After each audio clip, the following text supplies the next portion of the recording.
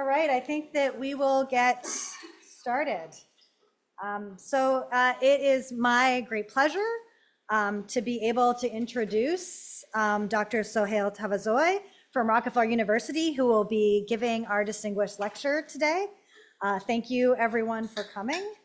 As I said, Dr. Tavazoie is currently at Rockefeller, where he is the Leon Hess Professor and also the head of the Meyer Laboratory of Systems Cancer Biology. And in addition, he directs the Black Center for Metastasis Research at Rockefeller and still keeps a foot in the clinical world across the street at Sloan Kettering. I think that what we have really looked for in this particular series are scientists and physician scientists who really bridge fundamental biology, translation, and are always keeping in mind the clinical needs and looking towards clinical impacts. And I think that that really describes the research and likely what we're going to hear about today. I think as a basic scientist, one of the things that I really appreciate is in particular the combination of approaches that Dr. Tavazoie's lab has used, whether that's genetics, whether that's kind of systems of biology approaches, and really discovering fundamental mechanisms. I know that Joan is here, so if you're not familiar with the work, in particular work around, kind of classic undergrad biochemistry in terms of tRNA biology, really uncovering this entirely amazing world where tRNA is turned to be really important for affecting a translation, right? And so as much as we love our single cell genomics, right, a lot of things are actually governed in terms of how cells adapt at post-transcriptional levels. And I think there's some really cool insights that have come out of the work. So I won't go on and on. I'll just say that Dr. Tavazoie is a recipient of many awards, including the DP2, the Innovator Award from NIH, the Pershing Square Sun Cancer Prize, is an outstanding investigator of NCI, and a DoD Era of Hope Award. And he's been elected to the National Academy of Medicine and was the past president of ASCI. So really, again, covering all the disciplines of basic, translational, and clinical sciences. Thank you so much for taking the time to visit us today. We're looking forward to your presentation. Thank you so much, Megan. Of course. Get a picture too. Oh, okay. Thank you. Oh, thank you so much. Thank you so much, Megan, for that wonderful introduction. I'm really honored to be here and to be giving this lecture and to be meeting old friends and meeting new friends and learning about the phenomenal science that you do that's going on at Yale. And I know that for many of us, it's a difficult time for science. I think what we need to realize the importance, as I was trained as a physician, and I think we all need to recognize the importance of basic science, because my work would be much less relevant if it wasn't for the PhD scientists and the basic science interactions that I've been really privileged to experience. And so the other thing I want to just say is that for the young trainees, there have been, when I first started at Rockefeller, I was in an elevator and I was complaining about getting my, second or third R01 submission rejected in an elevator. And there was a scientist, older scientist in the elevator, and he said, "How's it going?" I said, it sucks. It's so hard, it's getting grants and doing this stuff." And he just turned to me and he said, it's always been hard. And he was a 78-year-old scientist. His name is Emil Gottschlich. He was a Lasker Prize winner. And what he did was he developed meningococcal vaccine, so 50 years earlier. So I think it also means that it's always been hard. Things get harder and easier, but there's increasing opportunities. So for the young trainees, I know it's challenging, but it's incredible time to do science. To technologies that are available to you, the myriad of technologies and the opportunities to do things we could never imagine 10 years ago. You need to kind of balance that with some of the cynicism that's around with respect to science funding. So thank you for inviting me here. So our laboratory studies the biology of metastatic progression. We're interested in how cells that have spread to distant organs are able to form metastatic colonies. These are rare cells that are able to actually get to the distant organs. And we're interested in identifying the genes that are responsible for this critical transition, understand the mechanisms and the processes involved. And the goal is perhaps this understanding can give rise to therapies that might be able to prevent this transition and thus potentially achieve cures. The possibility exists that the pathways that these cells use to get to this next level, these cells may continue to be addicted to these pathways. And perhaps if we can inhibit these pathways, we can actually get a reversion in the other direction. And that's something that we've been interested in for a long time. And how do we approach this problem? Well, traditionally, in terms of cancer biology, we approach problems by thinking about cancer evolution and somatic mutations. Peter Knoll in the 70s posited the clonal evolution hypothesis. The idea is on the left, you have a normal cell that you get transformation. You have a certain number of chromosomes, and as a result of diversification at the primary tumor side, but also selection from the immune system or chemotherapies or targeted therapies, you select for a subpopulation of cells that evolve to have traits that are able to overcome these barriers by virtue of having amino acid changes, mutations that allow them to do this.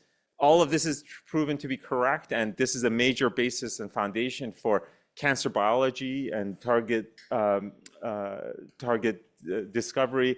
But one of the things that he posited at the end was that as a result of this process, at the end, there would be rare cells that are able to achieve a metastatic state by having some special metastatic mutation, amino acid change that then in a special gene that would make those cells metastatic. And this is one thing that has not yet been borne out. And this is a quote from Bert Vogelstein. It still is the case. Despite intensive efforts, consistent genetic alterations that distinguish cancers that metastasize from cancers that have not yet metastasized remain to be identified. So hundreds of $1 million sequencing metastases in primary tumors, looking for mutations that emerge at the metastatic site, but not the primary site, that are causal and recurrent. This has not been found. And so how do we approach this problem if we don't have those mutations to as guiding lights? And what we do is we use in vivo selection. This is an approach in terms of metastasis that was pioneered by Josh Fittler back in the 70s. We start with cancer cells. These are heterogeneous population of cells, thus diversification.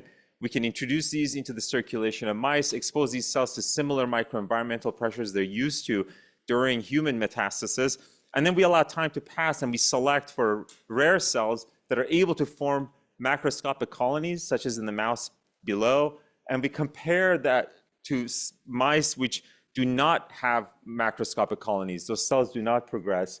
And we perform molecular comparisons to identify differentially expressed genes. And then we perform causal testing. And over the last 15 years, phenomenal scientists in the lab, including Claudio, who's here, have looked to identify, use this approach to identify genes that are involved in this process. And what we have found is that a critical feature of cells that are able to achieve these gene expression states, extreme gene expression states, and form macroscopic colonies is modulation of specific small RNAs. And you guys, Joan Stites has pioneered this field. And what we find is that specific tissue-specific small RNAs, such as microRNAs, can become deregulated, either repressed in a certain cancer or overexpressed in another one. And that can give rise to these extreme gene expression states. And more recently, we've found that other classes of non-coding RNAs, specifically transfer RNAs, can also become modulated. So in some cases, these rare cells can overexpress specific transfer RNAs. And in those cells, what we observe is enhanced translation of transcripts that are enriched in codons, cognate codons to those tRNAs. So we can get specific tRNAs becoming overexpressed, and this can lead to enhanced translation of specific transcripts that can enhance the fitness of these cells as they metastasize. And also fragments of these tRNAs can also act as small RNAs. And what we use is we use these small RNAs as molecular probes to look for downstream genes that are modulated during this state. And we try to place these genes in pathways to uncover processes that are critical for this metastatic colonization.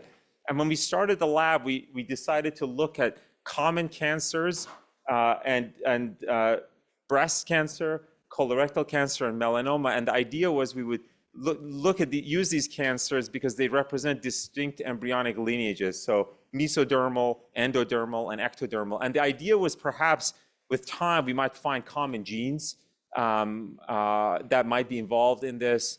That didn't end up being the case, but I'll tell you about common processes that are involved in metastasis. And so I'll start off by a story in melanoma, and this is, at the end, I'll talk about why this provides a solution to why metastasis driver mutations have not been found. Nora Pencheva, a graduate student in the lab, performed this in vivo selection in using human melanoma cells injected into mice that lack adaptive immunity.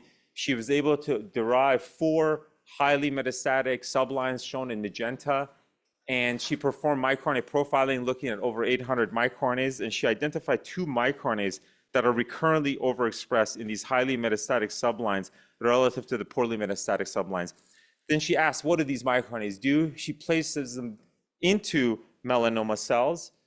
If we take the parental poorly metastatic melanoma cells, inject them into the circulation, we see rare metastatic colonies in the lungs. This is the histology section of a mouse. But if she overexpresses these microRNAs, it's sufficient to substantially enhance the metastatic capacity of these cells.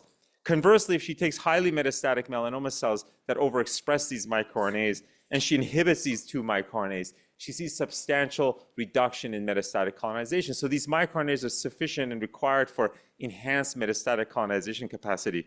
What do these microRNAs do?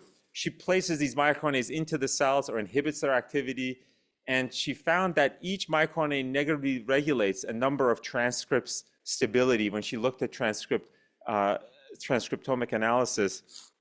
But what was interesting is that they had a convergent target. Both microRNAs negatively regulate a common target, and that target is ApoE, a gene that's been canonically implicated in lipid transport, and variants of this have been associated with Alzheimer's.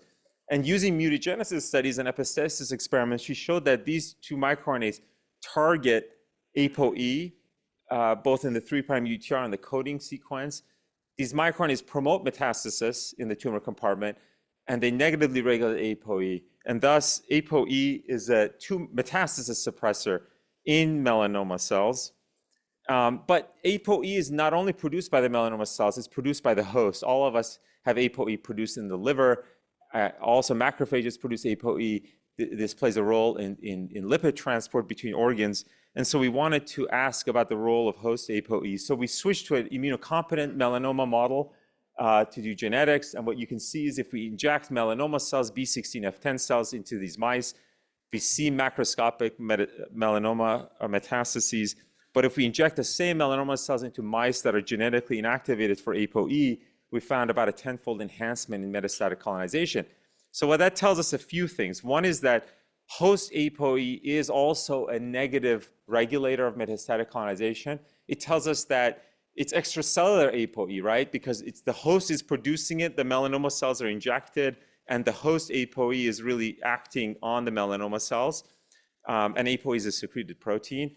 It also tells us that in the circulation of these mice, there's an endogenous metastasis suppressive mechanism that's operating within the circulation that impairs the ability of these cells to form metastatic colonies.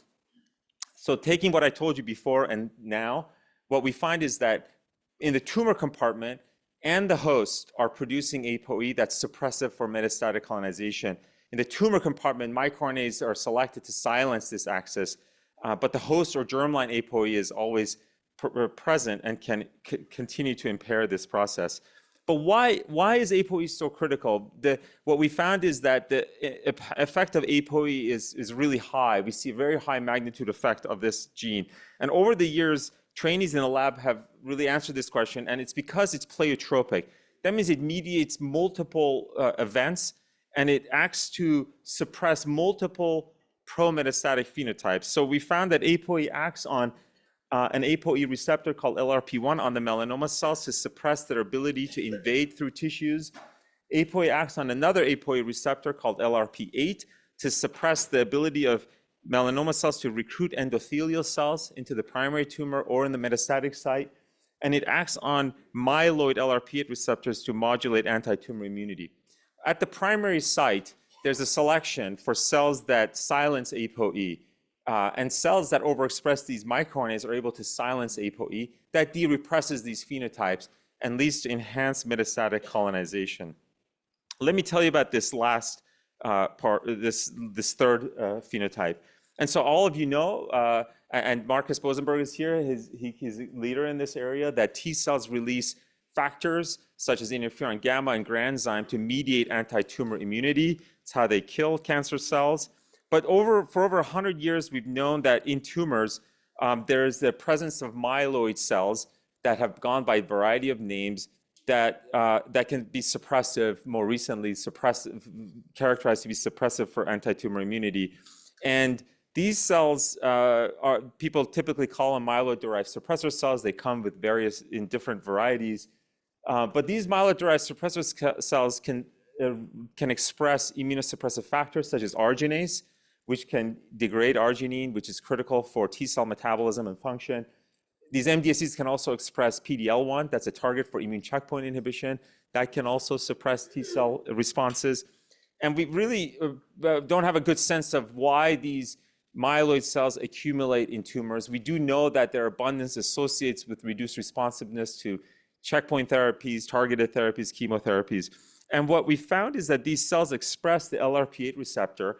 And via genetic and pharmacologic approaches, we found that ApoE acting on LRP8 receptors on these cells reduces their survival, reduces their abundance, and this can lead to T cell activation, thus a basis for silencing of this axis to give rise to persistence of these myeloid cells in the tumor compartment.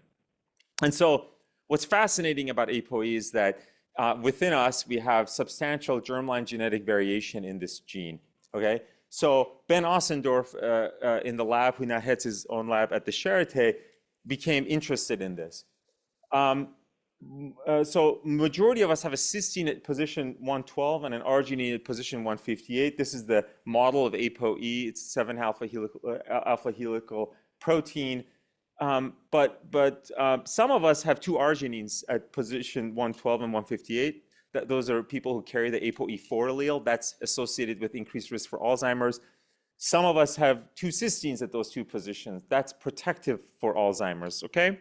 Now, these slight amino acid changes from cysteine to arginine have major structural implications for the ability of ApoE to bind receptors because they alter salt bridge formation between the cysteine and arginine residues that are present there. That can impact the ability of these proteins to bind receptors. So for example, the ApoE2 form of ApoE exhibits reduced receptor binding, and the ApoE4 form exhibits enhanced receptor binding and enhanced signaling of this receptor.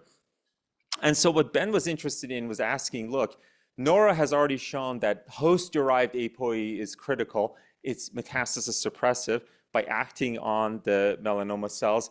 Host-derived ApoE is encoded by the germline, and we have substantial germline variation amongst us. Could germline differences differentially impact melanoma progression outcomes?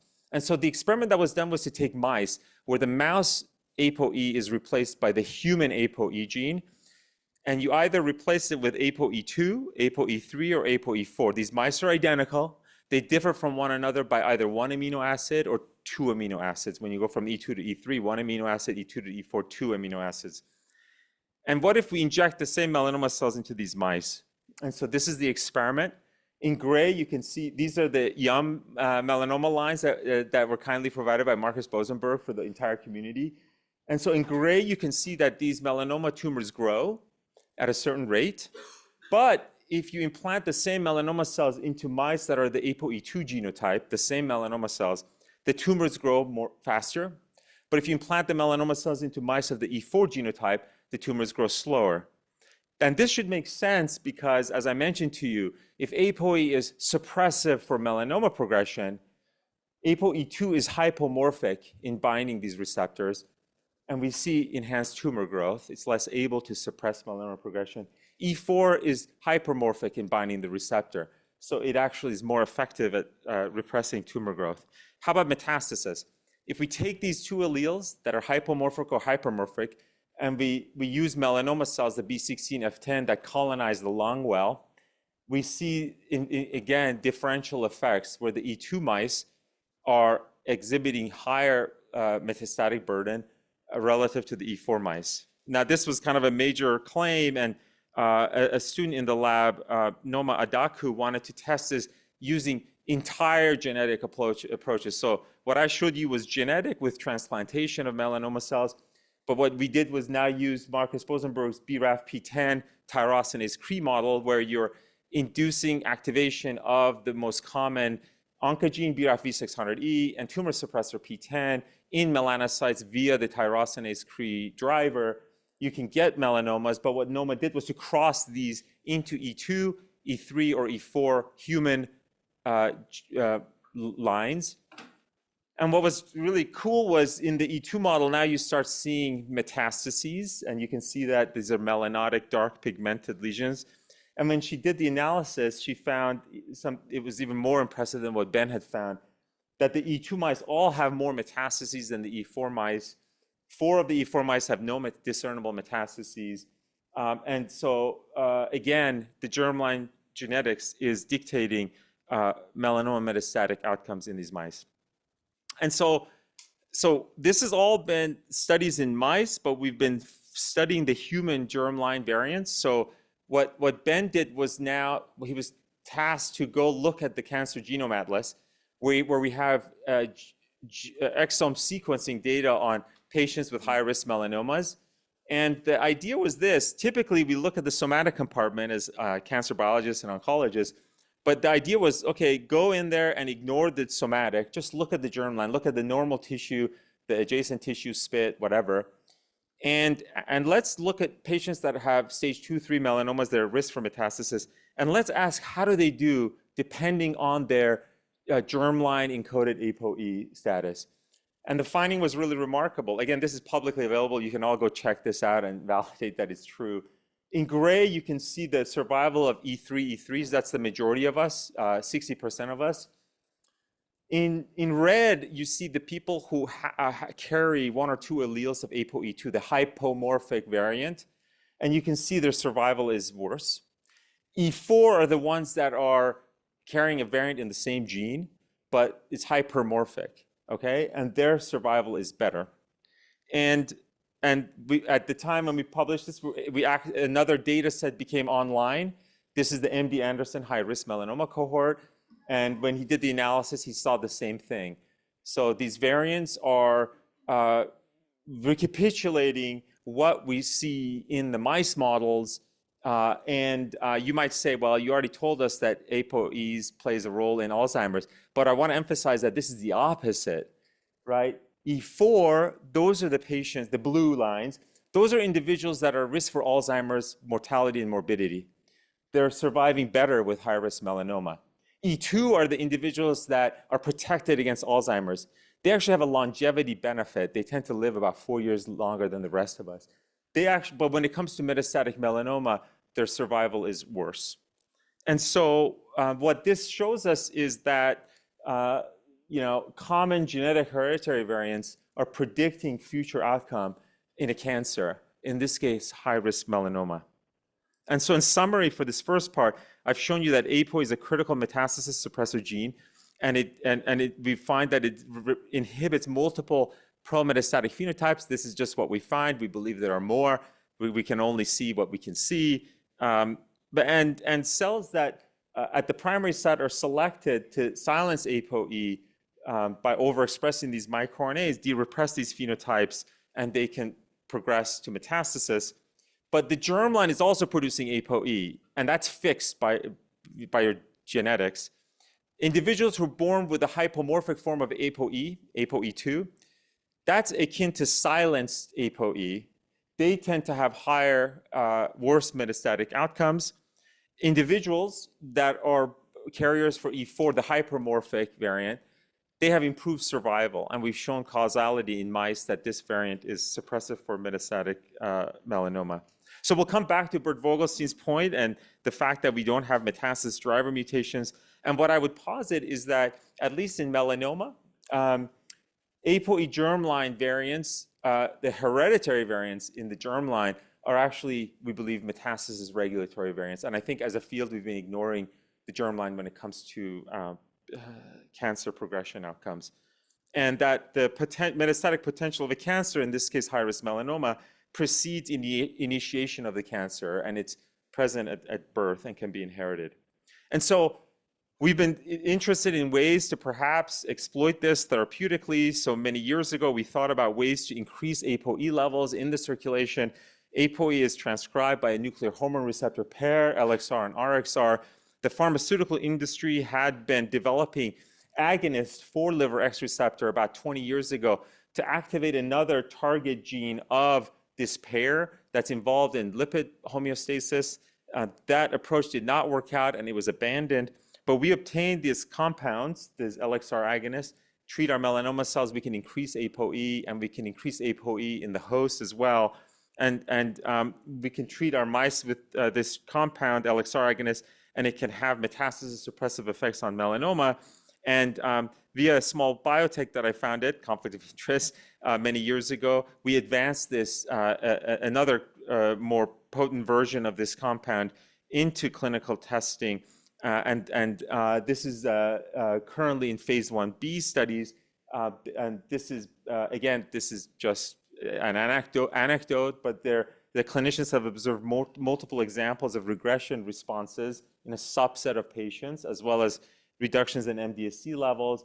For example, this is a 62-year-old woman with metastatic head and neck cancer. She's refractory to chemotherapy and anti-PD-1 immunotherapy. She has a 7-centimeter clavicular metastasis on her clavicle, and also these 2 liver metastases. And you can see after 8 weeks of treatment, there's been a shrinkage of these lesions. And there are additional examples of this. And so this, I think, suggests that, at least provides proof of concept that targeting these pathways could perhaps lead to regression responses. We think these pathways inhibition would be most optimal in a prevention setting, which is very hard and expensive, but we do believe that these cells are continue to exploit these pathways to progress. And so, you know, the question that you get is, what was the ancestral role for ApoE variation, right? It wasn't to protect you against melanoma metastasis, because this is post-reproductive. And when it comes to Alzheimer's, it's the other way around, right? E4 increases risk for Alzheimer's, you get immune hyperactivation. E2 increases your risk for melanoma metastasis, protects you from Alzheimer's. Evolution wasn't selecting E2 to protect you from Alzheimer's, right? Again, post-reproductive. And so what is it? What does this axis really do? What was it selected for? If we take the immune infiltrates of these metastases and perform gene expression analysis, and we ask what's enriched in E4 versus E2, the primary pathways we get are interferon alpha, interferon gamma, allograft rejection, inflammatory response. What are these pathways? Well, these are really antiviral pathways, right? So antiviral pathways are emerging as the top pathways. And so for a long time, we've been interested in seeing if we can test the role of this axis when it comes to antiviral responses and antiviral immunity.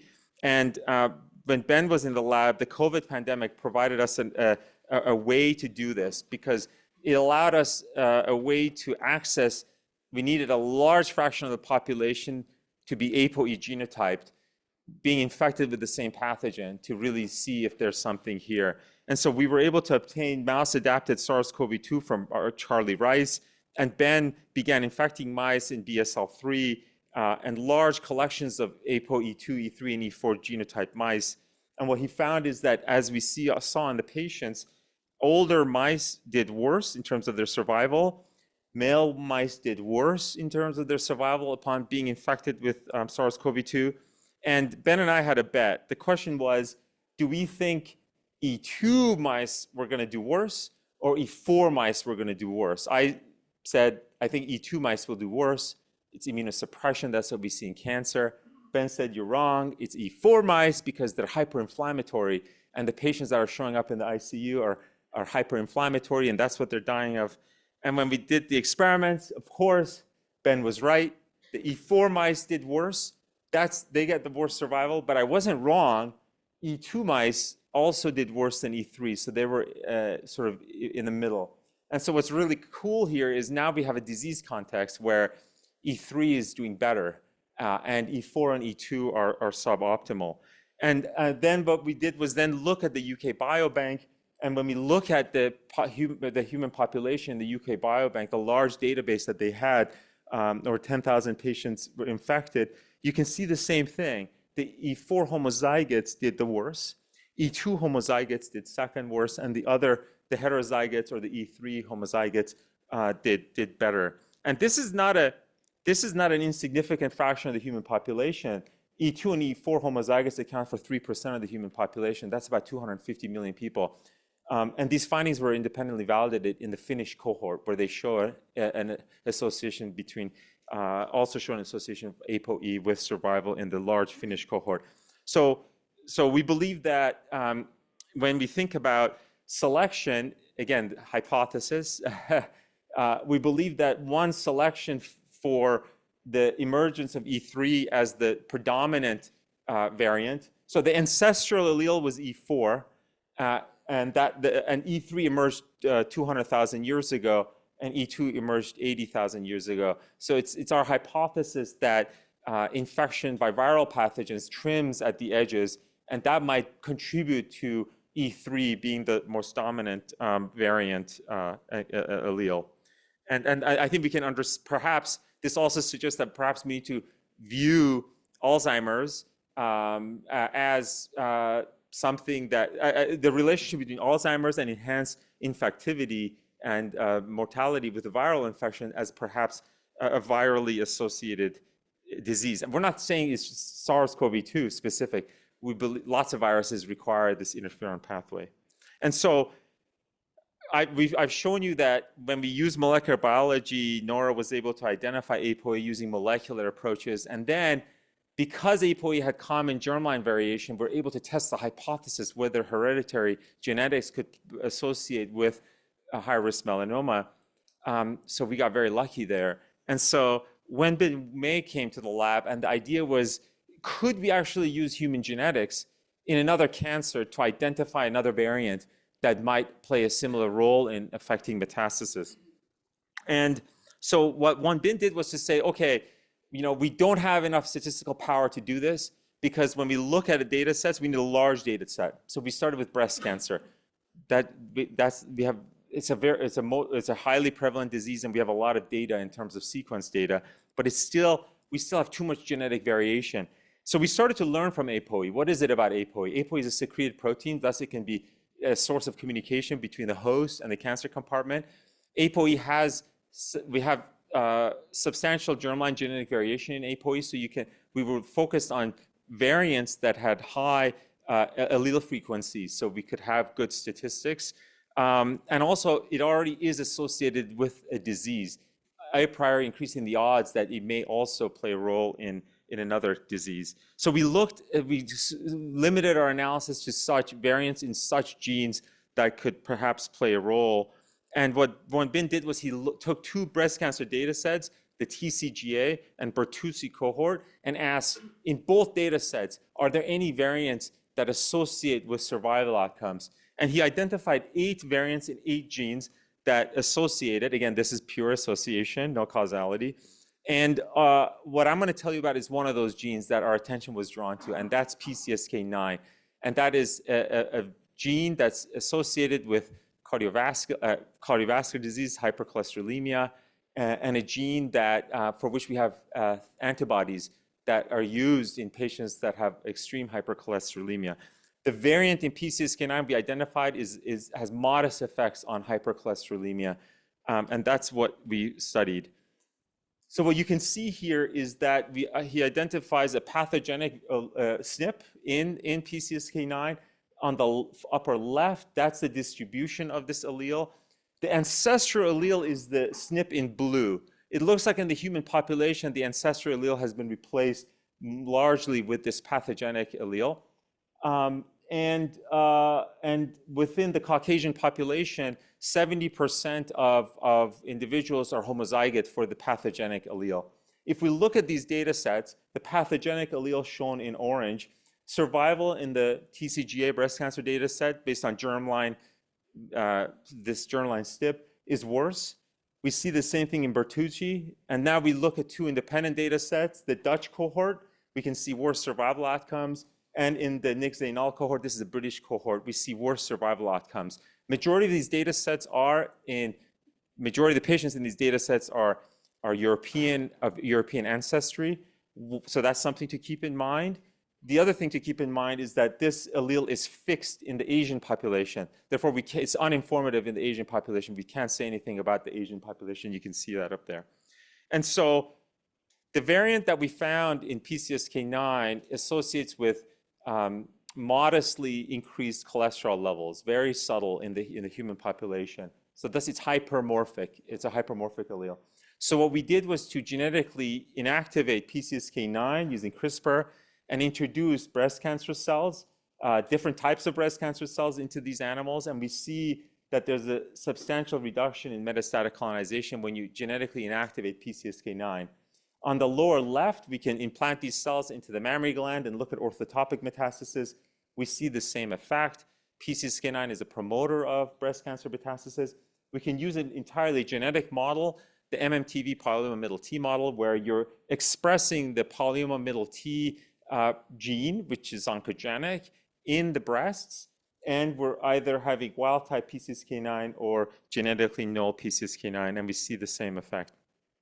So what we next did was to work with a CRO to replace the murine PCSK9 with a human PCSK9 and to make two variants, one nucleotide difference where we have homozygosity of the pathogenic allele or we have the non-pathogenic allele. The pathogenic allele, again, is shown in orange.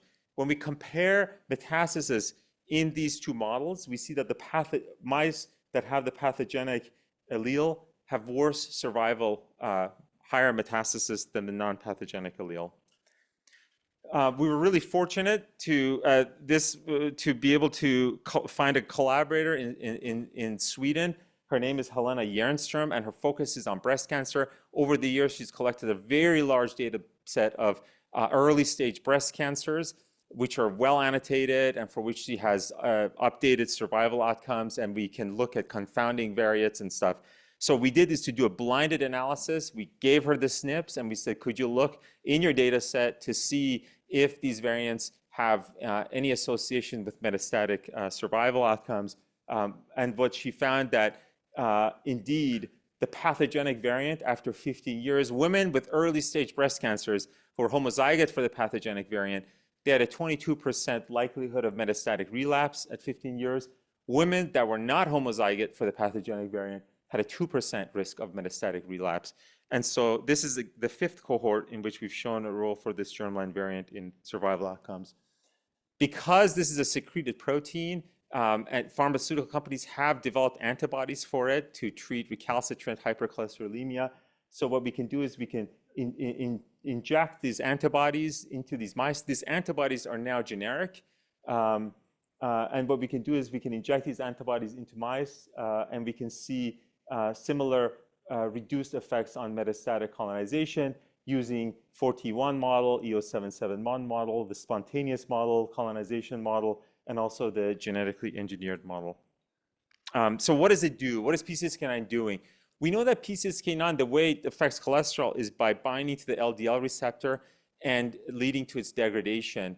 And so what we did was we did proteomic analysis in our breast cancer cells and looked for proteins whose abundance goes down. We saw LDL receptor as being degraded, but interestingly, we saw another receptor that's related to LDL receptor called the LDL receptor-like protein, LRP1, that I had previously told you about our work in melanoma, that was also degraded. And one group had shown that PCSK9 can also interact with LRP1. And indeed, we found that PCSK9 interacts with LRP1 on breast cancer cells. And what we find is that the way this system works is that if you look at the bottom, in the absence of PCSK9, LRP1, the intracellular domain of LRP1 we find goes to the nucleus and represses transcription of certain pro-metastatic genes, USP18 and F1. We found that these genes promote the proliferative competence of breast cancer cells in the lung. They enhance their ability to initiate from single cells to macroscopic colonies. In the presence of PCSK9 degrades LRP1, you get de-repression and activation of these genes. The pathogenic variant is better able to bind LRP1, we find, and it's better able to degrade LRP1. And so this is kind of remarkable to me that total independent students working in two different cancers, one melanoma, and in this case, breast cancer, using independent approaches, one molecular biology, and in this case, germline genetics, have converged on a common pathway, LRP1. In one case, ApoE is activating this receptor to act as a repressive, to mediate a repressive response. And in the other case, PCSK9 is negatively regulating LRP1 to promote metastatic progression. And so in the last talk I'll tell you about is, so we think in these two breast cancers, we found examples for germline variation being important. We don't rule out somatic mutations being relevant. People are searching for them. Of course, they could be important, but we believe hereditary differences are important in these cancers. But we've been thinking about any other commonalities. Our work with microRNAs in colorectal cancer, when we did those studies, what Xiaomin Liu found was that two microRNAs become silenced, and this leads to de-repression of a protein called creatine kinase brain. This is a metabolic gene. What he found is that as these colon cancer cells arrive in the liver microenvironment, which is hypoxic and hypoglycemic, they're under metabolic stress and there's massive death. Less than 1% of the 1 in 10,000 cells survives this process. And those cells that survive are cells that overexpress CKB. They release it in the extracellularly, both on the plasma membrane, but also release it into the microenvironment. And they can capture high energy phosphate by phosphorylating creatine, which is highly abundant in the circulation, using ATP, which is released from dying cells, because there's a massive amount of cell death in these metastases. They produce phosphocreatine, which is imported via a creatine transporter, SLC6A8. Then they use that high energy phosphate, which has about 50% more free energy than the gamma phosphate of ATP, to replete ATP stores. And they can undergo this metabolic stress. And a large number of labs have shown that this mechanism, phosphocreatine, CKB, SLC6A8, they've shown that these genes are promoters of cancer progression and metastasis in a number of other models recently. So these findings have been validated. So in colorectal cancer, creatine kinase brain. In breast cancer, the work we did with microRNAs led to another pathway. And that pathway, what the students in the lab found is that these breast cancer cells are inducing signals onto the vasculature. And the vasculature is releasing a guidance molecule called SLIT2 that acts on the cancer cells. It's a chemotactic guidance molecule. And it enhances migration of breast cancer cells through the vasculature into circulation to then disseminate. And so what's really interesting to me is that these approaches have one commonality in terms of the genes. These are nervous system genes. In the tumor compartment in colorectal cancer cells, creatine kinase brain, a nervous system gene, is being induced. In breast cancer cells, they're inducing this SLIT2 neural guidance molecule. ApoE also is a gene implicated in neurodegeneration. So what we've found recurrently is that these metastatic cells are accessing neural genes, and these neural genes are having strong, high magnitude effect size on metastasis. And so we started to think about, what if we're sort of myopic about this? What about the nervous system writ large? Like, what if we look beyond the tumor compartment? Could something like SLIT2, for example, be affecting innervation of these tumors? And so Veena Padmanabhan, an outstanding postdoc in the lab who was helped by Ethan and Isabel, started to ask this question. And so she started to look at innervation of breast tumors. And what she did was she used optical clearing approaches from our neuroscience colleagues to clear these breast tumors. And then what you can do is you can do immunofluorescence in the entire tumor. And this can be applied to a large variety of tumors. And when she stained for nerves, in this case sensory nerves, she found repeatedly that the highly metastatic tumors had more innervation than the poorly metastatic tumors. And this is not a one-off. She's looked at across a collection of different breast cancers, murine breast cancers, genetically initiated, PDX tumors from patients that are HER2 positive, ER positive, ER negative. We see sensory neuron innervation across these breast tumors. And indeed, when you inactivate SLIT2 in the vasculature, she finds that there's reduced innervation of these tumors. And if you look at breast cancer data sets and you use these neuronal marker genes that are pan-neuronal, such as beta-3 tubulin or PGB9.5, on the left, you're looking at mRNA levels for these neuronal markers. You see that women whose breast tumors have higher expression of these neuronal markers tend to have worse metastatic survival outcomes than those who don't. On the right, you have protein levels of beta-3 tubulin and perforin, and you can see the same effect. So these markers are associating, these neural markers are associating. But what are neurons doing for the breast cancer cells? Could we break this down? And what Veena did was she established spheroid assays where she embedded these breast cancer organoids into collagen 1, a major component of the extracellular matrix of the breast. On the in the blue is a dorsal root ganglion sensory neuron. The innervation that is coming into the breast is from the dorsal root ganglia we find. We've done tracing analysis. In the center is a spheroid, a breast cancer spheroid. So what happened? On the left, you just have the spheroid. In the middle, you have the spheroid with a dorsal root ganglion neuron in the inset. So when you put them in together, you guys can see that the presence of the sensory neuron, the breast cancer organoids are much more invasive. And so it's not subtle. And we've seen this across the collection of murine and human breast cancer models. We've worked with surgeons to obtain surgical biopsies of patients with breast cancer. When we culture human breast cancer spheroids with dorsal root ganglia neurons, we see that this causes them to be more invasive. We also see that it causes them to be more proliferative. So this is Ki67 staining. And so are neurons doing anything? And so the dirty way to address that is to inject capsaicin into the breast tumors via intraductal injections. So your capsaicin is a TRPV1 agonist. It'll cause denervation. It'll kill the neurons. And what she can do is she can follow breast cancer growth, and she sees reduced tumor growth and reduced metastasis. So this is the dirty way of doing this loss of function experiment. So I'm going to kind of tell you about studies that Veena did to get a load of this. What are the neurons doing? So first, neurons fire action potentials, and they release neurotransmitters. So what she did was to load these neurons with a fluorescent indicator dye, fluo4, in the upper left. At the top, you can see if we just culture the DRG neurons alone, we see flat, not much activity in terms of calcium transients. But if we place the dorsal root ganglion neurons with the breast cancer organoids, we see spikes of activity. These are calcium transients.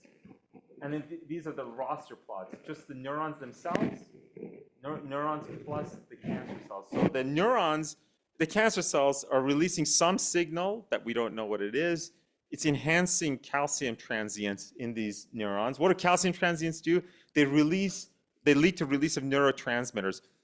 For these sensory neurons, the neurotransmitters are CGRP, substance P, galanin, and she looked at these different neuropeptides, and she found that one of them phenocopied what she saw, and that was substance P. So what you can see here is that this is the breast cancer organoid alone. This is the breast cancer organoid when you add substance P, no neurons, and you can see that it's sufficient to enhance invasiveness. If she takes dorsal root ganglion neurons from mice that are null for substance P, they have a deletion of TAC1, which produces substance P. Now you no longer see this enhanced invasiveness. So substance P from the dorsal root ganglion neurons is required for inducing this invasion and proliferation phenotype. if we use mice that are genetically null for substance P, they cannot produce this neuropeptide. We implant the tumors. We see less tumor growth, less metastasis. So what is substance P doing? We find that substance P derived from these neurons is acting on the cancer cells, and this is changing the conditioned media. We can take the conditioned media and add it to breast tumor organoids, and it's sufficient to make the cells more invasive and more proliferative. So this is just conditioned media from this neuron cancer co-culture, and this is the proliferative index. When she treats this conditioned media with DNase, the activity persists. Heat inactivation, the activity persists. When she treats it with ribonuclease, the activity goes away. So then the question was, is it single-stranded or double-stranded RNA? We don't think it's double-stranded RNA because when we treat with ribonuclease 3, the activity persists. But if we treat with inhibitors of single-stranded RNA, either RNase A, which is nonspecific, or RNase T1, which is specific, the activity goes away. So this suggests that we're getting release of single-stranded RNA that's acting to promote this phenotype. When we add when we take the conditioned media from the breast neuron co-culture, we see more RNA in the conditioned media. If we take breast cancer cells and just add substance P in the absence of the neurons, we see more RNA in the conditioned media. And if we use the single-stranded RNA mimetic here, ssRNA 40, and add it to the breast tumor organoids in the absence of neurons, it's sufficient to enhance their invasiveness and to enhance their proliferation. Okay, so single-stranded RNA could be released by the cancer cells either via an active process or via the death of cells that release all their contents and release some single-stranded RNA. In support of this latter hypothesis, when we use a Cas-space reporter in the tumor compartment to report on cell death, we find that when we add substance P, we see increased death of a very small fraction of the breast cancer cells, about less than 1%. And if we co-culture the cancer cells with the DRG neurons, we see death of a subset of cancer cells. And the cells that are dying tend to be the ones that have high expression of the receptor for substance P. That's TACR1, because in the presence of substance P, half of them are lost.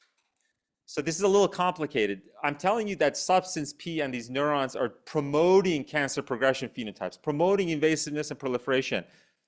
But the most proximal step, which was confusing to us, is they're actually killing a subset of the cancer cells. That leads to release of the contents of those cells. Within that content, there's single-stranded RNA, and the single-stranded RNA is doing something to the rest of the cancer cells. And so, is this really true? If we inhibit apoptosis with the ZVAT FMK compound, now you inhibit apoptosis, substance P is unable to enhance invasiveness, the DRG neurons are unable to enhance invasiveness. And finally, what is the receptor for this single-stranded RNA? TLR7 is the receptor for single-stranded RNA in these cells. And so if we knock down TLR7, now we see reduced tumor growth and we see reduced metastasis. So the cells that are the other 99% of the population is co-opting this response and benefiting from this single-stranded RNA release. So I'm going to summarize this complex story, and that's the end of my talk. We find that highly metastatic breast tumors have evolved to recruit, to enhance innervation. We see enhanced sensory neuron innervation from the dorsal root ganglia. We find that the vasculature is providing this signal. SLIT2 is an neuronal axon guidance molecule. We find that it's enhancing innervation to the tumors. We find that this innervation is what we find is that a substance P, which is a neuropeptide that's released from these neurons that's implicated in pain, is leading to death of a subset of breast cancer cells that overexpress TACR1. These are the TACR1 high population. The death of these cells releases the contents of these cells, everything. Within this content, there is single-stranded RNA. And the rest of the breast cancer cells are expressing TLR7. And this single-strand RNA binding to TLR7 is activating a proliferative invasive program. We do not find interferon activation. We find that this is MyD88 independent. So these breast cancer cells have sort of veered away from the inflammatory response induction downstream of TLR, and they're using an invasive proliferative aspect of this program. And so I'll just summarize what I just said. We're seeing this surprising thing where the initial response is for the neurons to be killing a subset of cancer cells, but the population evolves to exploit this response and it drives progression. And we think this could be therapeutically targeted. For example, there are anti-nausea medications that can inhibit this substance P axis, that can inhibit this pathway and could perhaps be useful in the clinic. I'll stop there. I mentioned the people who did all the work. I want to thank you again for inviting me. I'm super honored. Happy to take questions.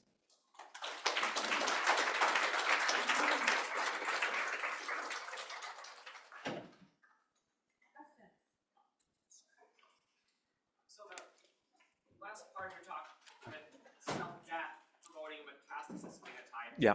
Have you looked at other things that induce death, like chemotherapy? Yeah. That is sublethal to the Yeah. entire lesion. Will that promote the same phenotype? Yeah, no, that's fantastic. We have not done that. That would be a really interesting thing to do. I can just tell you that people have found in certain contexts that when they've looked at cell death within tumors and thought that it should, as an oncologist, we give chemo and we want to kill that tumor, destroy that tumor. There are papers published, and there's one really good paper published where they really systematically looked at cell death in the tumor compartment. They found an inverse association. That means when there was more death in the tumor compartment from chemotherapy, the patients did worse. And so I think it'd be very interesting to think about, and it's possible that some chemotherapies or targeted agents, they may be effective, but part of their liability is enhancing death that can drive these programs because the tumors will co-opt it. But we haven't done that. It'd be really interesting to do that. We have a question online, is that right? Oh, let me just see. Okay. Stop share or? Yeah. Chat. Yeah. Oh, here we go. The talk has focused on metastasis broadly. However, what implications does this work have specifically for brain and or leptomeningeal metastases? So we're not studying leptomeningeal or brain metastases. I can tell you that, and we have not looked, the PCSK9 story, we have not looked at brain metastasis. The colon cancer stuff, obviously, we haven't looked at it. I can tell you in melanoma, this ApoE axis is broadly repressive. So when Nora looked at brain metastasis, she found that ApoE can reduce the colonization of the brain. And we don't know what the mechanism that is, perhaps due to its effects on invasiveness. But in general, we haven't looked beyond that. Marcus. TLR7 agonists like Mecomod are pretty widely used in dermatology, and sometimes, individual patients, they might actually have systemic levels where they add it to a bigger area. Any thoughts about, have you tried Mecomod in your context to see if it's the ligand specifically, single-strand RNA signaling differently from other agonists? Yeah. So Veena has done in vitro experiments, and she can phenocopy is the invasion phenotype in vitro. We have not done anything in vivo. So done all the done TLR7 knockdown and whatnot. So she believes that it really is agonism of TLR7. We've not done anything in vivo. It'd be interesting to look at that. The other thing that's interesting is the possibility that with certain cancers that might express these TLRs, the possibility in patient populations when they're infected by RNA viruses, the possibility of metastatic recurrence events. And so we're interested in looking at that. So you could imagine that single-stranded RNA viruses could perhaps kindle dormant cells into this state. Hi, Harry. The MD Anderson melanoma was Yeah. reported that they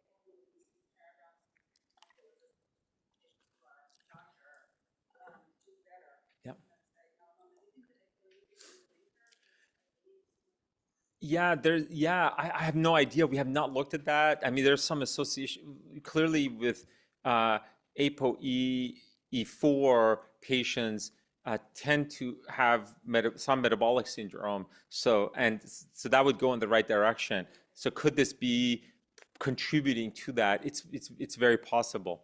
Yeah, E2s tend to be lean. They tend to live to 100 years of age. They're very healthy, but this, avoid, large melanomas. All right, Thank you very much.